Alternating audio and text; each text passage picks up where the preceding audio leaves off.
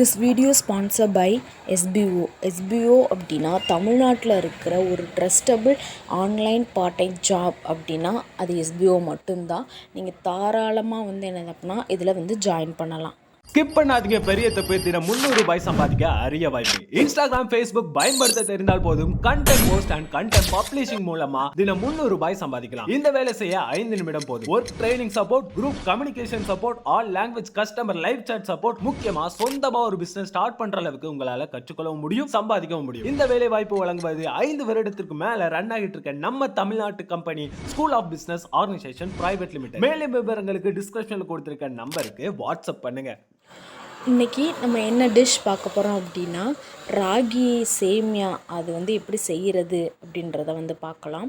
ராகி இதுக்கு என்னென்ன தேவை அப்படின்னா சிம்பிளாக எப்படி செய்யலாம் அப்படின்னா ஜீனி, அப்புறம் வெங்காயம் நறுக்கி வச்சுருக்கேன், பட்டை, வத்தல், மிளகா, அவ்வளோதான். இதில் தண்ணி ஆட் பண்ணி எப்படி செய்கிறது அப்படின்றத பார்ப்போம். இது எவ்வளோ சிம்பிளாக எவ்வளோ குயிக்காக செய்ய முடியுன்ற ஒரு டிஷ்ஷுக்கு என்னன்னா இதுவும் செய்யலாம். இதில் இப்போ நம்ம எண்ணெய் ஊற்றிக்கலாம். நல்லா என்னது அப்படின்னா எண்ணெய் காஞ்சி வரட்டும். எண்ணெய் காஞ்சோடனே நம்ம இதுக்கு என்னது அப்படின்னா சீரகம், சோம்பு இதெல்லாம் ஆட் பண்ண போகிறது இல்லை. நம்ம கடுகு மட்டும்தான் ஆட் பண்ண போகிறோம். நல்லா கடுகு போட்டிருக்கலாம். இது ஏன் ராகி சேமியா அப்படின்றது என்னதுன்னா ஒரு ஹெல்த்தியான எல்லா பேத்துக்கும் எல்லாரும் சாப்பிடக்கூடிய டிஷ் அப்படின்னா ராகி சேமியா. இதை சுகர் பேஷண்ட்ஸ் இருப்பாங்க, அவங்கெல்லாம் என்னதுன்னா சாப்பிட்லாம். அதில் இது சுகர் ஆட் பண்ணாமல் என்னென்னா சாப்பிட்டுக்கலாம். இப்போ இதில் கடுகு பொரிஞ்சிருச்சு. கடுகு பொரிஞ்சு வந்தோடனே என்னென்னா நம்ம கருவேப்பிலை ஆட் பண்ணிக்கலாம். கருவேப்பிலை ஆட் பண்ணோடனே என்ன அப்படின்னா நம்ம நறுக்கி வச்சுருக்கிறது என்னென்னா வெங்காயம், பட்டை, வத்தல் இது ஆட் பண்ணிக்கலாம். இதில் தக்காளியே ஆட் பண்ணலாம். தக்காளி வேணுங்கிறவங்க என்னென்னா ஆட் பண்ண. சில பேர்த்துக்கு என்னென்னா தக்காளி இதில் ஆட் பண்ணால் பிடிக்காது.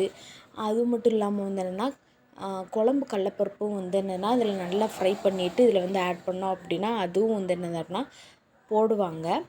நான் என்னென்னா அதெல்லாம் இல்லாமல் சிம்பிளாக எப்படி என்னது அப்படின்னா செய்கிறது, டேஸ்டியாகவும் இருக்கணும், குயிக்காகவும் முடியணும், சிம்பிளாகவும் இருக்கணும், இன்க்ரீடியன்ட்ஸும் கம்மியாக இருக்கணும் அப்படின்னா இப்படி ட்ரை பண்ணலாம்.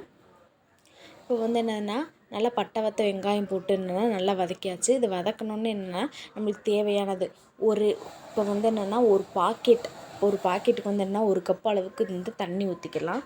தண்ணி வேணும் எனக்கு அளவு தெரியலை அப்படின்னா சுடு தண்ணியை காய வச்சுக்கலாம். இதில் நம்மளுக்கு தண்ணி கம்மியாக ஊற்றிருக்கோம், வேகிறதுக்கு குயிக்காக வெந்துடும் அப்படின்னா நம்ம தண்ணி எடுத்து வச்சுக்கலாம். இப்போ தண்ணி பத்தாமல் அப்படி இருந்துச்சு அப்படின்னா நம்ம கூட ஆட் பண்ணிக்கலாம். இப்போ நம்ம தண்ணி ஆட் பண்ணிவிட்டு நம்ம எடுத்து வச்சுருக்க அளவுக்கு சுகர் இதில் மிக்ஸ் பண்ணிக்கலாம். இது நல்லா கொதித்து வரட்டும்.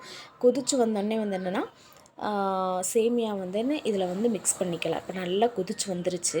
இப்போ சேமியா மிக்ஸ் பண்ணிக்கலாம். அவ்வளோதான். இந்த தண்ணி வத்துற அளவே நம்ம சேமியா வெந்துடும், முடிஞ்சு. அவ்வளோதான். சிம்பிளான ராகி சேமியா ரெடி ஆயிரும். அவ்வளோதான். இந்த வீடியோ பிடிச்சிருந்தா லைக் பண்ணுங்கள், ஷேர் பண்ணுங்கள், கமெண்ட் பண்ணுங்கள். நீ எந்த மாதிரி வீடியோ போடணும் அப்படின்றதையும் என்னது அப்படின்னா கமெண்ட் பண்ணுங்கள். அவ்வளோதான். நல்லா என்ன வந்துருச்சு. அவ்வளோதான். தண்ணி வற்றிருச்சுனாலே அந்த ராகி சேமியா வெந்துடும். இப்போ நம்ம சாப்பிட்றதுக்கு டேஸ்டியான ராகி சேமியா ரெடி. தேங்க்யூ.